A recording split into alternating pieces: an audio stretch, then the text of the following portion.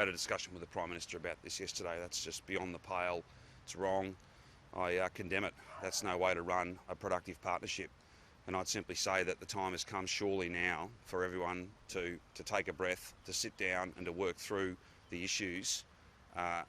This is not just our biggest customer, but it is all about jobs. We need a good relationship, but it has to be a fair and respectful one.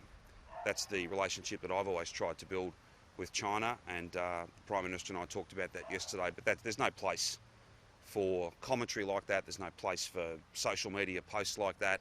That's simply wrong, and I would have thought that the relationship was much more important for both Australia and China than to allow it to get to that point. I think we all of us need to work as hard as we can to get to the bottom of this and to start to repair and to rebuild, but in very clear terms.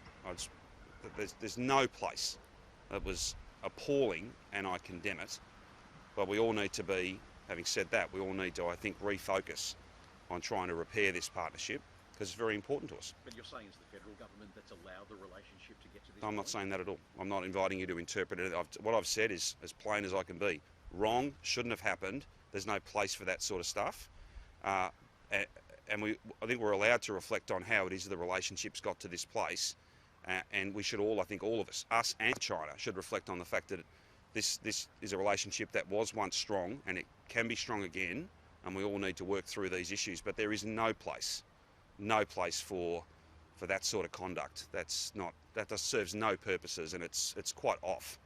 That's the key point that I'm making to you. So how do you reset a relationship with a regime that sanctions that kind of activity? Well, again, I've been pretty clear about what the responsibilities of the state government are, and I'm not going to cut across the responsibilities. And I'm sure conversations and discussion and dialogue that's going on between the Commonwealth government and others, that's rightly their place.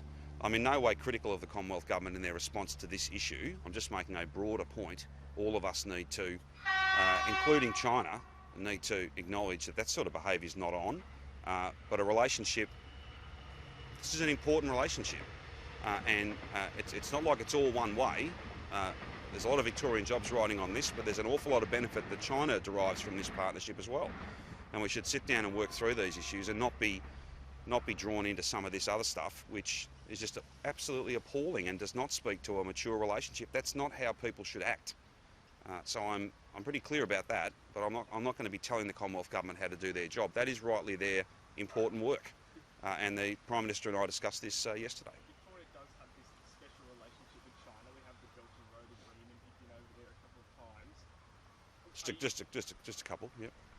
Are you reconsidering that Belt and Road Agreement? Would No. you reconsider it if the rhetoric continues like this at any point? Well, I would hope that the rhetoric, commentary, social media posts, whatever inflammatory language, whatever you want to call it, I'd hope that comes to an end. This relationship's far too important to farmers, to manufacturers, to workers, to profits for Victorian companies, and therefore prosperity for our state. I'm confident that the Commonwealth government knows and understands how important this relationship is. I'm certain of that. And that's why, as challenging as this is, people have to find a way to work through it. That's the point I'm making to James's question earlier. As challenging as it is, as appalling as that behaviour is, we do need to find a way to work through this. That's where we find ourselves. Otherwise, we will have less product going to our biggest customer, and we will have less people employed in our great state and indeed across our nation. There's nothing controversial in what I'm saying. People need to work hard to make sure that our relationship with our biggest customer and their relationship with us, which is not unimportant for them, is as solid, as respectful as it can be. And there is an opportunity. We've done this before. This is not a radical comment. We have been able successfully in the past to separate our trading relationship from our diplomatic relationship. There are things we don't agree with. There are things we have to call out. Absolutely. We've all done that and will continue to. But it is absolutely in our interests to continue to have our products going at increasing rates to our biggest customer. Unless, of course, there happens to be other customers who want to take on that mantle. Even if that were the case, that will take time. And in the meantime, we need jobs more than ever right now. That's why we're fast-tracking these level crossings. That's why we've just delivered a budget that'll create 200,000 jobs by the end of 22 and 400,000 jobs by the end of 25, and made a lot of very difficult decisions. But they're the right decisions. And this relationship needs to be strong. That's the right decision to make also. But it's correct, isn't it, that the MOUs you've signed, they haven't left Victoria any better off than the rest of Australia in this particular circumstance? I don't accept that at all. We're not a mining state, James. We don't dig iron ore out of the ground. We've always had to fight harder. We've always had to fight harder to get our products into that market, and indeed every market.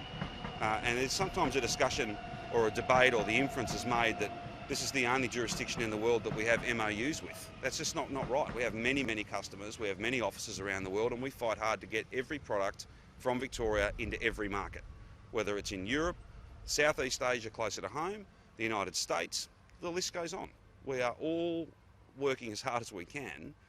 Exports mean jobs, and we need those jobs more now than ever, and that's why we have to find a way to engage with everybody and to make sure that we've got, as best you can, the most productive and, for us, the most profitable relationship possible.